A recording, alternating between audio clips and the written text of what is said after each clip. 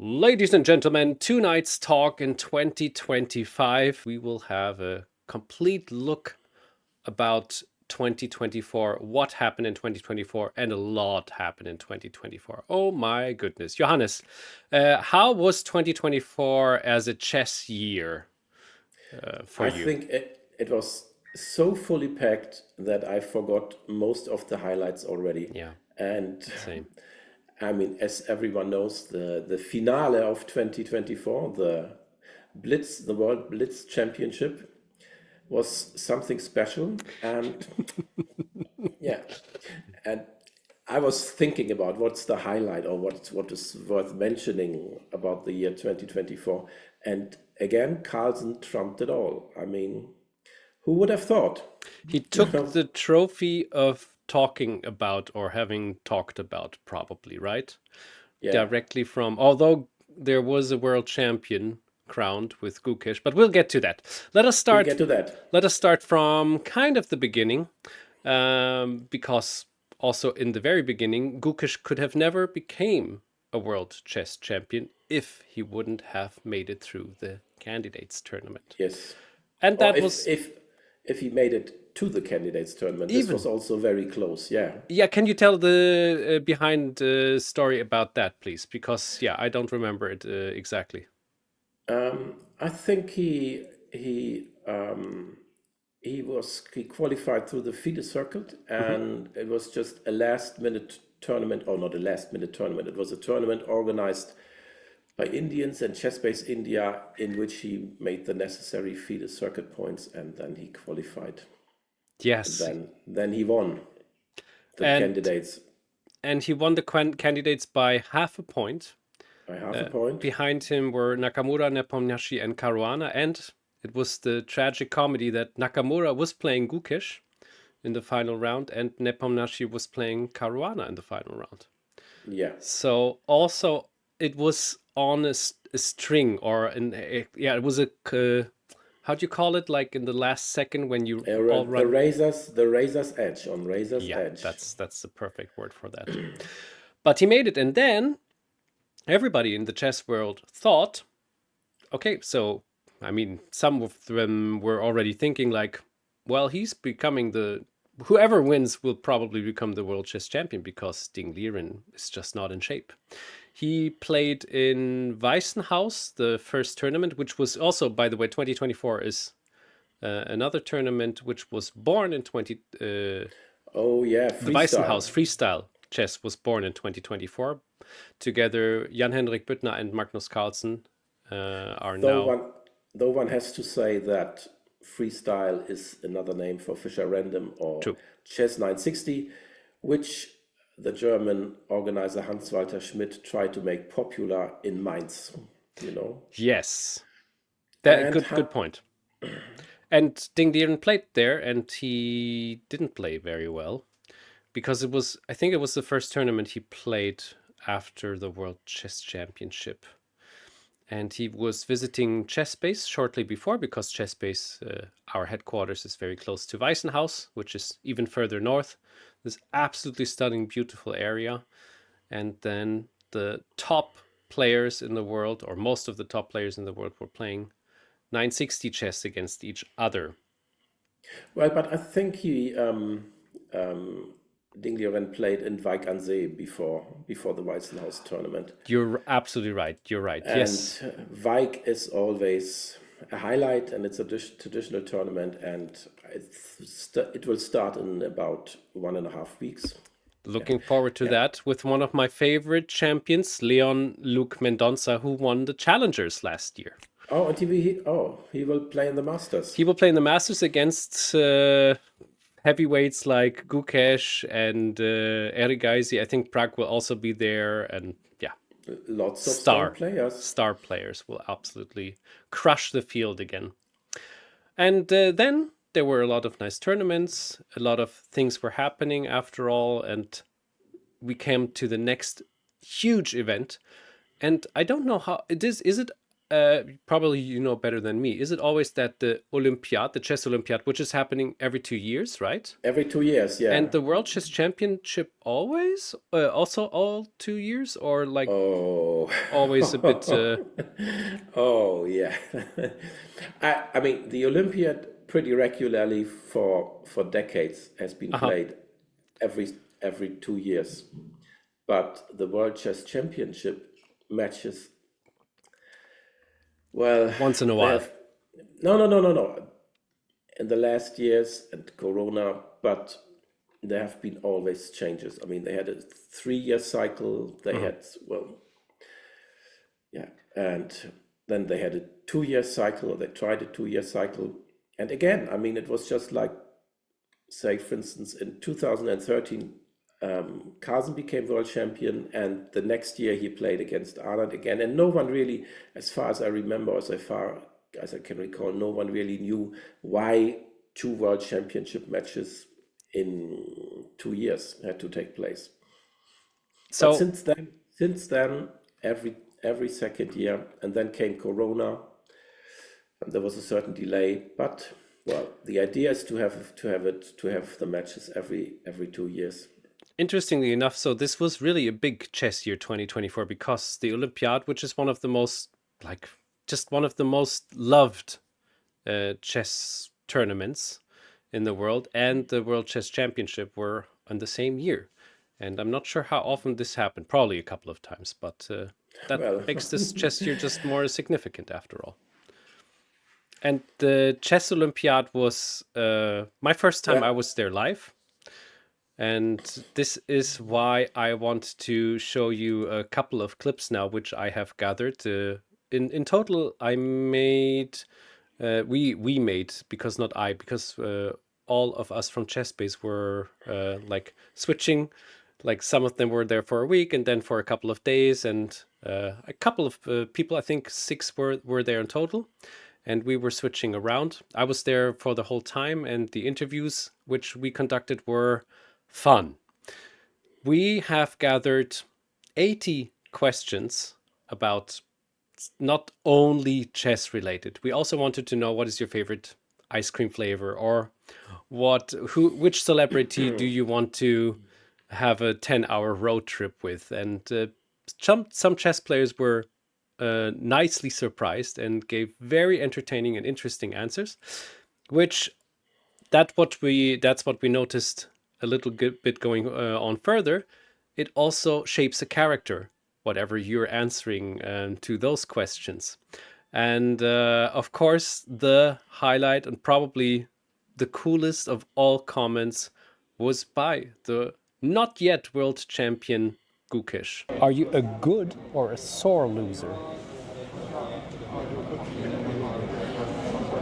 I don't think I'm a loser.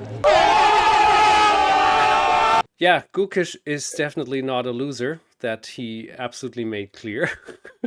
yeah, this is amazing, isn't it? It The is. champion's mentality. So if you predicted the world championship match, the outcome of the world championship match, according to these clips, I think Gukesh would be favorite. Absolutely. And he thought about Self- he thought about this question too. It wasn't like that's my go-to answer when somebody's asking me how he's feeling to be a loser right now or whatever. And he really thought, like, I don't think I'm a loser, actually. Yeah, so it was a spontaneous answer, Absolutely. It looked like not prepared. Yeah, No. cool. Which makes it even cooler. One of the coolest interviews of all interviews. What do you think? Who was it of all the hundreds of chess players? I have to admit, I did not watch all hundreds of them. I don't blame you, of course, but it was. Yeah, give a tip. I like the one with David Smurden. That's a beautiful one. Yeah. I don't think this was. I mean, this was cool, but probably not the coolest. I liked the one.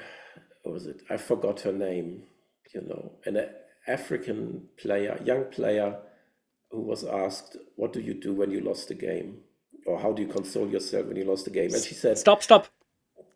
We will show this exact clip right now because it is very, very nice. And how do you deal with a losing streak?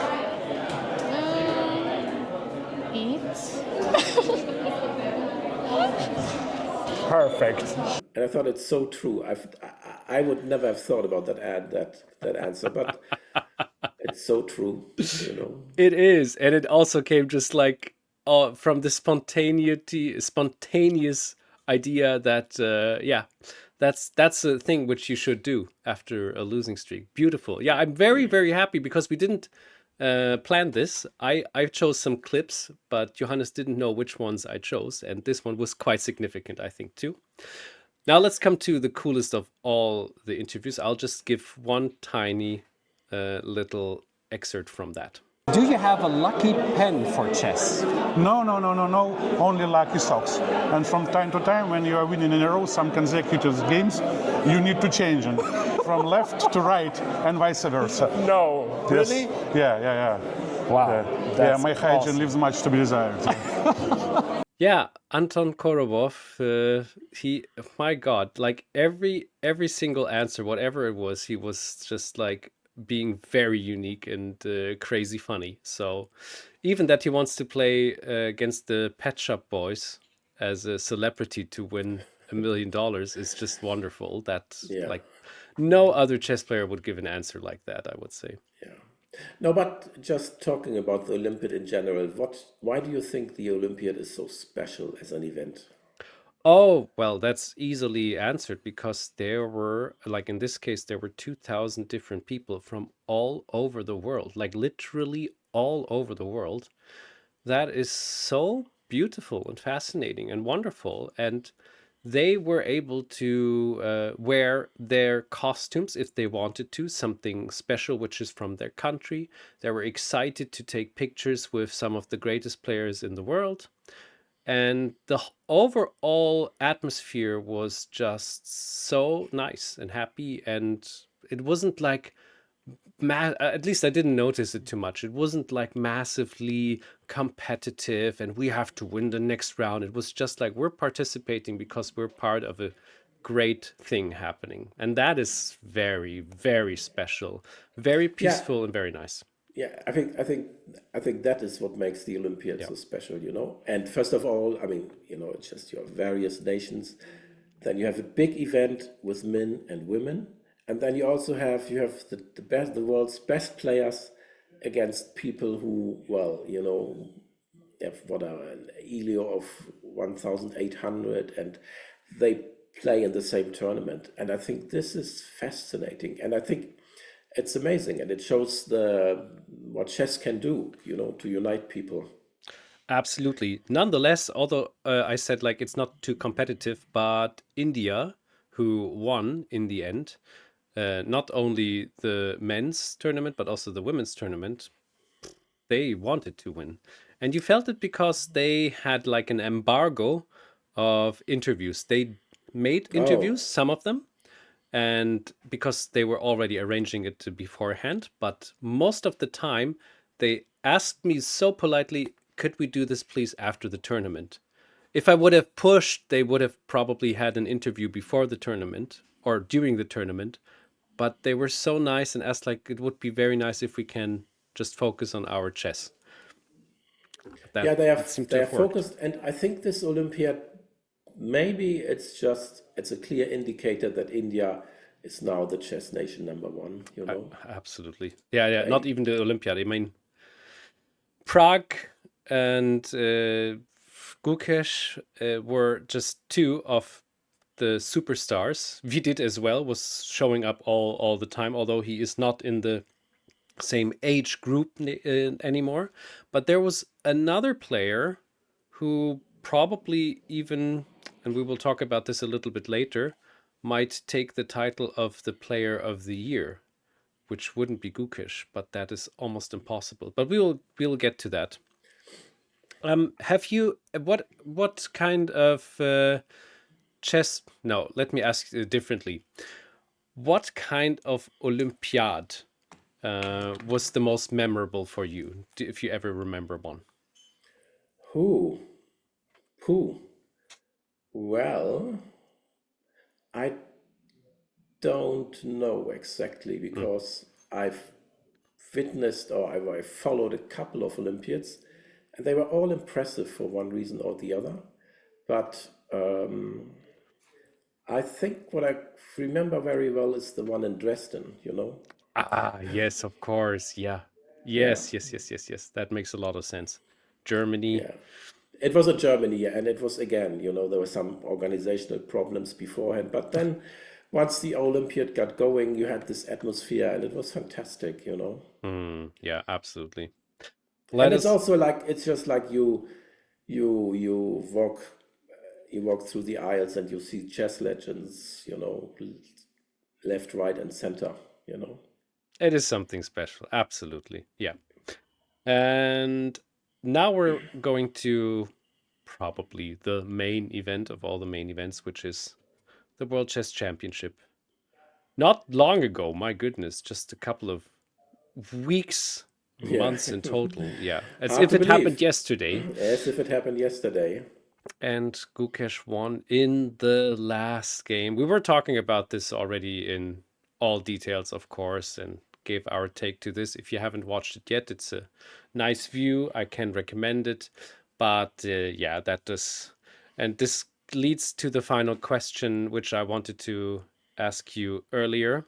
Who was the player of the year? And who was the, yeah, and also, okay, who was the male player of the year and who was the female player of the year? Let's go like that. Well, my male player of the year is Gukesh. This is because he became world champion, and Were there any competitors? yeah, there are lots of competitors. I mean, for instance, Magnus Carlsen is, of course, always a competitor in that respect. True. And I think at the end of the year, he's still the number one in classical chess, blitz chess, and rapid chess. And also, I think he won 11 or 12 big events in 2024, and which is absolutely amazing. And It's insane, yeah. in every tournament he starts, he's a favorite, and he plays chess. His chess is still amazing, and his games are fun to watch and fun to follow.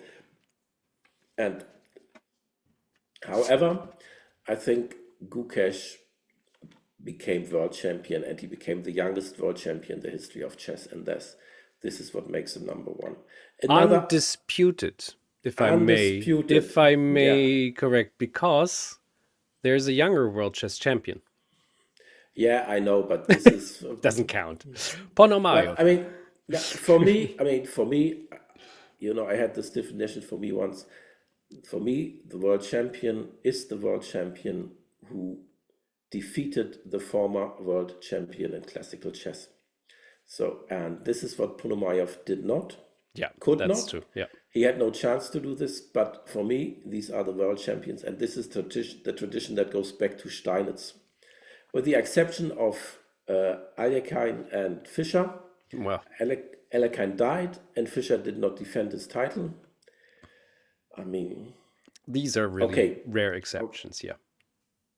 Okay, you could also argue that Ding Liren did not defend Magnus Carlsen, but still. True. Now that you mention it. That's the tradition, and so. So even Ding Liren wasn't an undisputed world champion. Oh. Yeah. But I think he is undisputed because he follows this classical line, Okay. And he makes some Carlsen more doesn't want to defend his title. Well, who can stop him? But coming back to player of the year, Yeah. I think another hot candidate is, of course, Arjun Erigaisi, who I think he made a big leap in his elo. I don't know how many points exactly, maybe 60, 70? Over 60, yeah. Definitely over 60. And the amazing thing for me is that he gained his elo rating in open tournaments. Yeah. He played non-stop. He played non-stop, day and night, from morning till evening. That's true, yeah.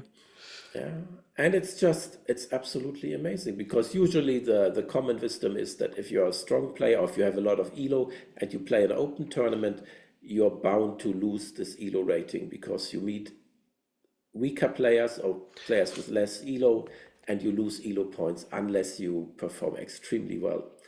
But Erigaisi performed extremely well, and he gained elo.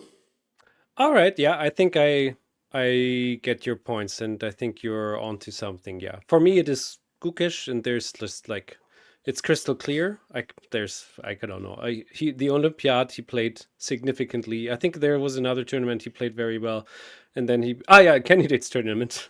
Yeah, And he performed extremely well yeah, in the important tournaments, in the candidates, in the Olympiad, and in the World Championship. And again, I mean, he helped the Indian team to win gold. yeah, And so I think this symbolizes that the India's rise to the number one in world chess. absolutely. Yeah, it's Though formally, I think the US is still a bit stronger. I mean, if you take the country list, the FIDE country list, for the now. average for now, because people say that the players on the US list are getting older and older, and the Indians are still young. This is a good question. I'll get to that quickly. Just for you at home, I would love to see just a comment. Who is the player of the year for you? Do you think that rating-wise, US is still in front from the top 10? Let's say just top 10, I would say, right? Yeah, I mean, if you're the country list and the me FIDE, check. this is the average of the 10 best players, and I think there the US is number one. I'll give it a quick check here, and then I will let you know as well. Fabiano Caruana, 2,800. Nakamura, 2,800. But Aronian and So fell on to top 11 and 12. But still, yeah, if you look at the FIDE list, they are they are still the best country in the world. Do you think that India will take over next year, You mean just on the FIDE-wise? country list? Yeah. I don't think so. I think this will take, 2, 3, 4, 5 years. Wow. I- Okay. I believe they will manage. Okay, we will see. We will see our hot predictions here. Let us get to the female best player of the world, because the problem is that after the candidates and the Olympiad and Gukesh winning the World Chess Championship, the female chess fell a little bit below, because also there's just not like that huge big surprise. There's this idea that, well, there's those Chinese players who are always at the top, and they're passing around the trophy of who's the best at the moment. Hu Yifan, who didn't play, is still the leading Elo woman. So who is the best for you? I don't know. There are several candidates. Zhongyi, because she won the candidates. Wenjun, the reigning world champion, also the winner of the World Blitz Championship. Long match, yeah. Yeah, Humpy Koneru, You would count her All- in? I would count her in because she's always been strong, and she won the World Rapid. She won the World Rapid Championship. What about Divya Deshmukh? I was just I wanted to mention that name because she's young, and she's a representative of Indian chess, and she performed extremely well at the Olympiad, and she helped the Indian women's team to win gold. And I think this also makes her a candidate. Plus, if you if you just do not consider results, but also the general impact, I think she's a good ambassador for chess. The way she presents herself, the way she handles social media, and so on and so on. So, but I would have big problems to name One. to give a certain name. Yeah. Yeah, same here. And this makes me a little bit sad. And I hope this might change next year. And I don't know how, but I'm also a huge favorite, as you probably know already, in the last couple of years of women's chess. I try to engage a lot of attention to women's chess. I try to have a lot of shows with women and female chess players. And so I still hope this will take off a little bit more, because I think the chances are there. And it's a great opportunity in my opinion. But I hope 2025 will be a women's chess year. But I don't know how yet. That's the problem. Let's hope for this, and then we have a clear number one. True, yeah. Women's Player 2025. But there will be a World Championship match between Wenjun and Zhongyi, so Maybe this will clarify matters a bit. Perhaps. So let's get about. So this was like a little wrap up of what happened in the last year. And now we're coming to a couple of decisions we have to take about some of the Guinness World Records of what happened, who is the most, who is the least, something like that. And I thought about we look about something negative first. What was the worst thing that happened in chess last year? And I think you had a very good answer when we were talking about this. Yeah, I mean, just looking at the not so positive things, a case of German Schadenfreude. But in this case, I mean, the case I had in mind wasn't Schadenfreude. I think I was pretty shocked. This was the news that at a tournament in Russia, at a women's tournament, one player tried to poison her competitor, her rival, and Talking about women's chess, yeah. yeah, I think this is absolutely unheard of. I mean, I've never heard of this in the history of chess. I might be mistaken, but I think I was really shocked when I read this, you know. I very much hope it was. Unfortunately, chess was just the bystander, and just the unfortunate part of it. I hope it was just a very personal craziness of the people, and sadly, chess was just part of it. Could have happened with badminton or volleyball or whatever other sport as well. And yeah, but I mean, unfortunately, it happened with chess. Fighting spirit is fine, but taking it that far. Yeah. So yeah, the article is, of course, all the things we're talking about is going to be in the Chess Base article about this show, obviously. So if you, at one moment in time where you think like, wait, what happened? Somebody was trying to poison somebody else. Yes, that happened. And you can read all of the show notes and infos, not only in the description, but in the Chess Base news article. But coming from the worst part of the chess year, what was your favorite part of the chess year 2024? What was the thing which made you happy as can be? Well, I think it was the world champion. It was the world championship. I mean, it was.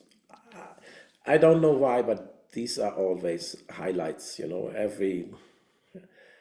mean, this is chess all. You know, just around the clock. I mean, it's just like. And chess is in the media, and everybody is talking about this event, and the games are analyzed, and you have experts that comment them, and so on and so on.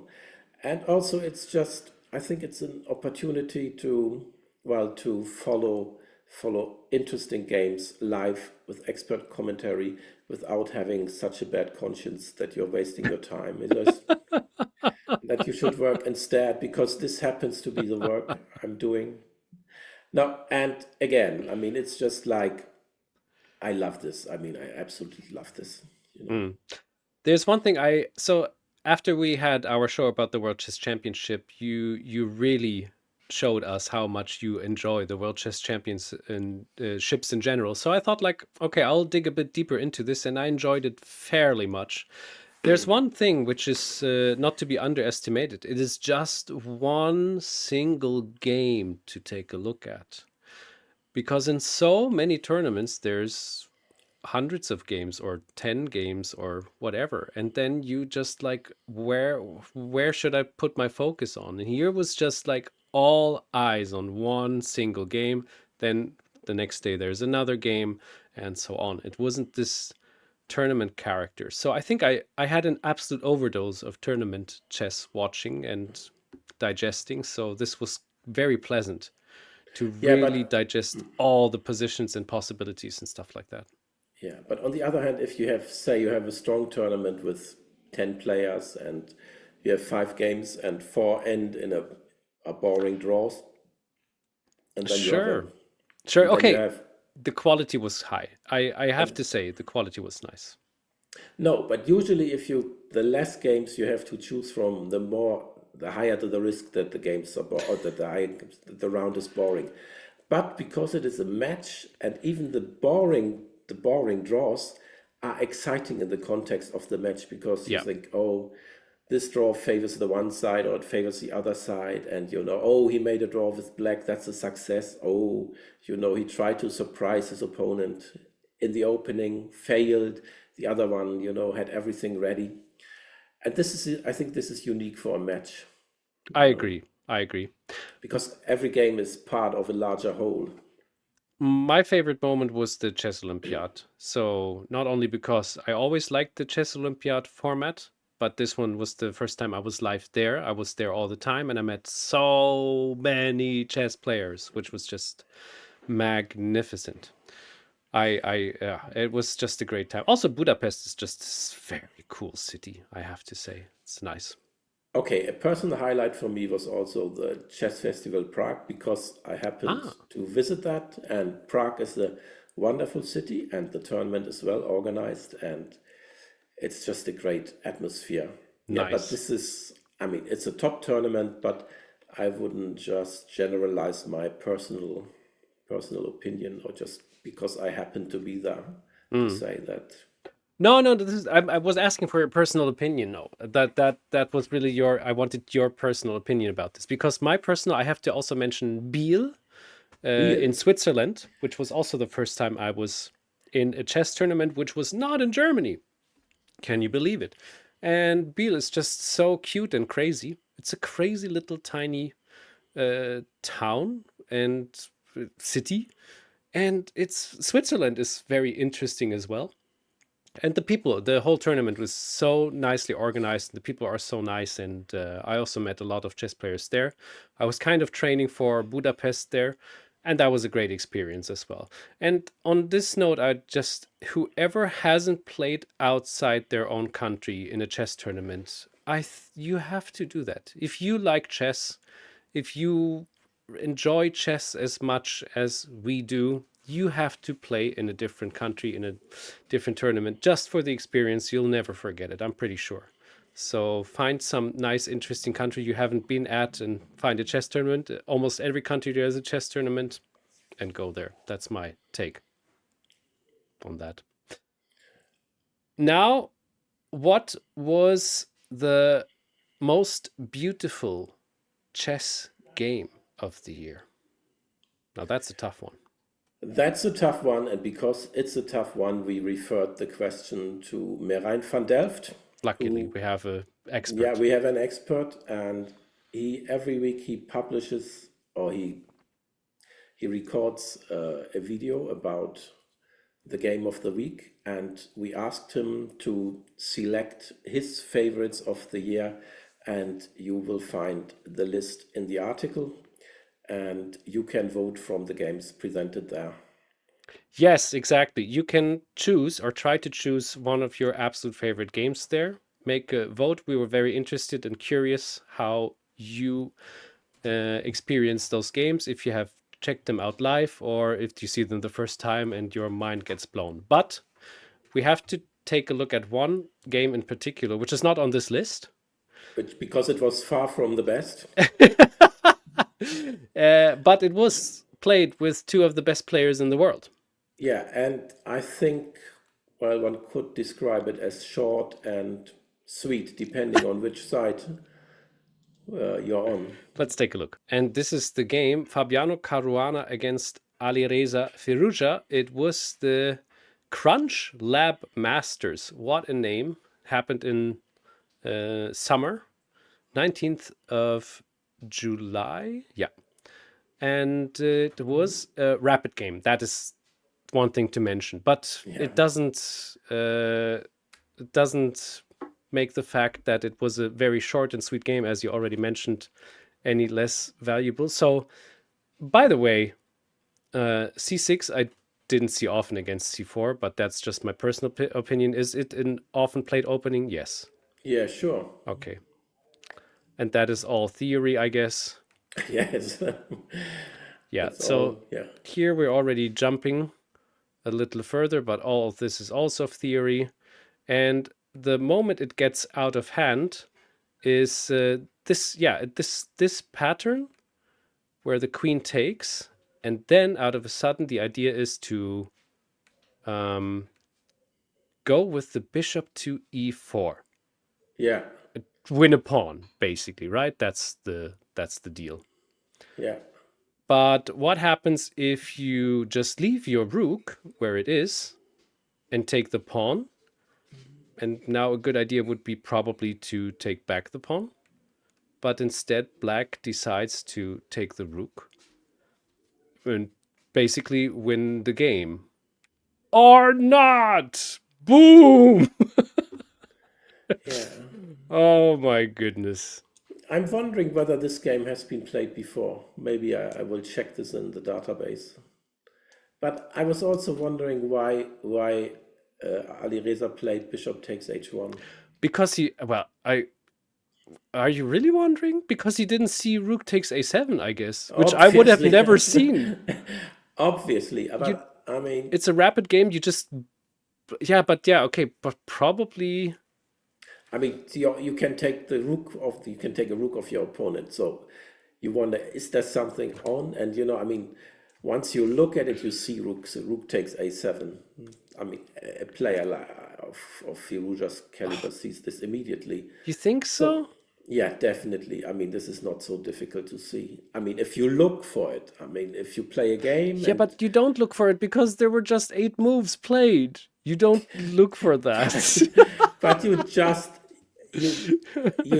took you took your opponent's rook. So white is a whole rook down, and he has to have something. But and don't you think like that he thought about this? Yeah, no, I think it cannot be. It's so weak. Nothing. The knight goes out. So yeah, I don't know. It's okay, but maybe you're right. I don't know. Maybe he saw something different. How long did he think about this? This would also be. I don't know. I don't know. It's a jewel of 2024. Obviously, it is like. I mean, and the rook takes a7. That's very sexy. It's very sexy, and I think it's something you should remember. Yes. Rook a7. Don't forget. And again, the power of passed pawns. That rook a7, c7, and black's knight is helpless, and white's pawn will queen. And I think this is the fun part. Absolutely. Yeah. Okay, we're almost at the end. Now it is also time to go rightly chess related, because of all our chess-based training courses, which were for years and even decades, they were called. Johannes, please, I'm in the middle of a speech. Sorry. They were. I wanted to cough to show this is important. Very good. Yes. Please listen.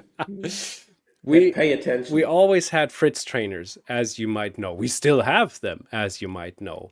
And I was curious which one was our most famous or best sold Fritztrainer in the year 2024. And I asked my colleagues, and they gave me the following answer. Give me a second. There. So, by the way, I just wanted to mention we have a Fritztrainer by Gukesh. We have a Fritztrainer by Gukesh, and I was almost certain, clear. I mean, that will win the trophy, but no, it was clearly Anish Giri. Anish Giri's Fritztrainer was so successful. So that was I knew it was successful, yeah, of course, but it was a surprise that Gukesh didn't take the trophy. And right behind was the Fritztrainer by Ramesh, one of the greatest chess coaches ever. Yeah, he trained. Who did he train? Prague, and who else? He still trains Prague, and he still trains Prague. Yeah, but he made him. Plenty of Indian super talents. Mendoza, did he train Mendoza? I don't know, but just not Mendoza. There was a time he played he trained Mendoza, but not for too long. Inian is one of them, who's writing wonderful chess-based articles at the moment. If you haven't seen them yet, yeah, great trainer. But also in the top sphere was the Neo London by Elisabeth Peetz, because she really poured her heart out about this Fritztrainer, and it was, I think, almost 10 hours long, or even longer, or something like that. Yeah. She went into big detail. And when I was watching the Blitz and Rapid tournament, I was hoping that she would play it, and she played it a couple of times, and with good results, with Yeah. very good results. Also, So she could have won 2 more games, but she unfortunately messed it up. We will talk about this in our show, of course. so this shows that hard work and opening preparation pays off. Often enough. Yeah. And I think, mentioning the Fritz trainers, I mean, Giri he's so entertaining and so witty. But I think the trainers address very different groups. I think the Giri course is more geared to a wider public, Yeah. and the course by Ramesh is, well, to more advanced players, isn't it? It is absolutely, yeah, and I think this might be a good reason. You're right. Yeah. It is. It is getting into, like, if you want to exceed, if you want to get a couple of 100 rating points better, that's a good Fritz trainer to watch. Yeah. Another thing about Giri is, because of course I looked at it as well. He is telling so many stories. So as you said, from the entertaining value, my goodness, it's a lot of laughing out louds while he's presenting his anecdotes and stories of what happened in the chess world. So yeah, alone because of that, it's worth taking a look at it. You So have also something which we yeah, wanted to take a look at. because I'm a rather bookish person, I was thinking which books impressed me the most, which books I've read, which chess books I've read in 2024 impressed me the most. And the number one is this book, which is the autobiography of Paul van der Starren in black and white. Oh, Paul van der Starren was a world championship candidate, but he was never one of the very, very best. So he was not a serious contender for the world championship. But his autobiography is a serious contender for various awards and one of the best chess books I've ever read. why? And it's so big, by the way. It's pretty huge, yeah. But it's that he describes his chess career in a very frank way, in a very honest and open way, the ups and the downs, and what he felt, and so on and so on. And the way he does it, it's just amazing. It's just amazing, and it's gripping. So you follow the events, and then when he's motivated to play chess, when he stay motivated to play chess. And Interesting. also it's just like, it's amazing, and he's also honest. So he's very honest. He does not only present my best games, he also presents just atrocious blunders, and you can feel with him, and you can feel the fascination of chess, and how it grips you, but also that sometimes you can feel alienated, and that you try to wonder, what am I doing here? And at a certain point of time, and this is what I also find amazing, Paul van der Starren did not feel that motivated to play chess anymore, and he tried to explore other fields, and he became interested in meditation, and he became a meditation teacher. Yeah, and he also wrote a book. He became a serious meditation teacher, and he also wrote a book about mindful chess, which is also very, very, very interesting. Yeah. And another book which I was quite impressed by is this book. It's another heavy volume, heavy tome, which is Conceptual Rook Endings by Jakob Orgard. And yeah, I saw notes. yeah, notes. And I was amazed that how he manages to unearth so many interesting rook endgames. And it's when I started to study chess or endgames, it was always this Averbach, and you had these classical positions, and you tried to memorize them. And it was so boring, actually, and you spent hours trying to memorize these positions, and when you're at the board, you forget everything. And what Orgard does is he tries to show concepts, what guidelines to follow in rook endgames.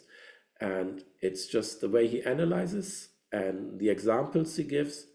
and also that you get a feel that rook endings or endings in general are more than just, clear-cut positions, black moves and white moves and wins, black moves and draws, and so on and so on. And it's a fascinating view into the world of rook and games. And okay, I can understand if that's not to everyone's taste. Carsten Müller wrote the foreword, I think. So yeah, it's a fascinating book about endgames. And I had a lot of fun with it, more fun than I expected. That Actually, is saying something if it's about rook endgames, and Yeah. you can have fun with rook endgames. That would be a good book title, right? You can have fun with rook endgames. Fun with rook endgames, yeah. So, is there anything else we should cover? Tons. We Tons. could talk for a couple of more hours probably, but our show has come to an end now because this is only as much as we can comprehend. No, Yeah. but it's we could dive into so many more things, but we thought these are probably the highlights, as this show is what it's about, and gives you a good idea of how 2024 was. And now our very last thing before we end the show is a couple of predictions for 2025. So what will be happening in 2025? We have to give some predictions about. What is the biggest tournament? Is there something happening? Freestyle chess tournament. Who will win the freestyle tournament overall? Because it's happening in 5 different countries, I think. Well, I think it will be Carlsen. I do not think so anymore. I will give my outsider tip, and I will say it's going to be Arjun Erigaisi. Okay. He will even exceed and excel, and he will actually crush his opponents. Let's see if I'm right. Do you think that Magnus will still be the number 1 ELO-wise in the rating list? I think so. Okay, and also here I will go that Arjun will take the number 1 spot this year. Arjun? Yes, he will take Okay. over. Very outsider tip, I know. But I think India will. It was the best year of India. We already mentioned it, but I think 2025 will even get better. What about the women's section? Will something change there? Well, there will be the World Championship match between Tang Zhongyi and Wenjun, but I think Wenjun will defend her title. They both, by the way, have 2,561. Both of them exact same ELO. Yeah, but that's the Chinese will stay on top, right? There's Alex Goyachkina, Humpy Koneru, Nana Zagnitze. They're a little bit behind. It's like the 2,800 barrier for the 2,500 barrier for them. But they will just keep winning, right? What about Divya? Would she contain the 2,500 rating or even get more? Yeah. I think she will rise. Yeah, definitely. Fingers crossed for that. What will be the greatest tournament or the most viewed tournament in 2025? I don't know. Probably an online tournament, But I think no Olympiad, no Olympiad, no World Championship. Candidates, will that happen next year? No, right? No, 2026. The candidates will be in 2026. Let's take a pause this year of chess, maybe. Yeah. But I think Vike will be extremely popular. Prague will be popular, and the big tournaments, Sinkfield Cup will be popular. So Vaikansee, even I'm also looking forward to that, as I said. So Vaikansee is always a fantastic tournament. That will be great. So, and last question: what will be the greatest scandal in 2025? Will there be names rolling? Will it be something? We have to just name a person. Will it be something with Magnus? Will it be something with Hans? Will it be something with Gukesh? Did he cheat all the time or something? I dare no predictions there. And the funny thing is, I mean, come on. If you said that the Blitz World Championship 2024 would end with 2 winners, no one would have believed you. If you said that there would be something like Genesgate, no one would have believed you. For sure not. these things happen, you know. So again, I mean, again, like often, again, it will be just like reality is stranger than fiction. So all predictions about scandals and things or weird things happening in 2025 in the chess world, I think the reality will be stranger and more surprising and hopefully more funny and entertaining. That sounds very good. I still give my prediction it will be something with Hans Niemann because he gained 40 points last year, and I think he wants to now tackle to be up there, and this will give a lot of uproar and heat, and at least. But yeah, let's hope it will end as you said. But I think, I mean, Hans Niemann, he has a life coach that will give him support in his dark moments. True, that's by the way another highlight which we didn't mention yet, but we also talked about it in a different show a little bit. So yeah, cheating was another thing, and so on and so on. So let's hope that there will be a lot of more entertaining moments in 2025, and I have the feeling there will be, and this show will thrive as well because of that. Okay. Thank you so much, Johannes. It was a joy and blast to do this with you last year, and I'm looking forward to many, many more shows in 2025. So do I. So let's wrap up 2024. Thank you, everybody, for watching. Yeah, thank you. Bye-bye. Bye.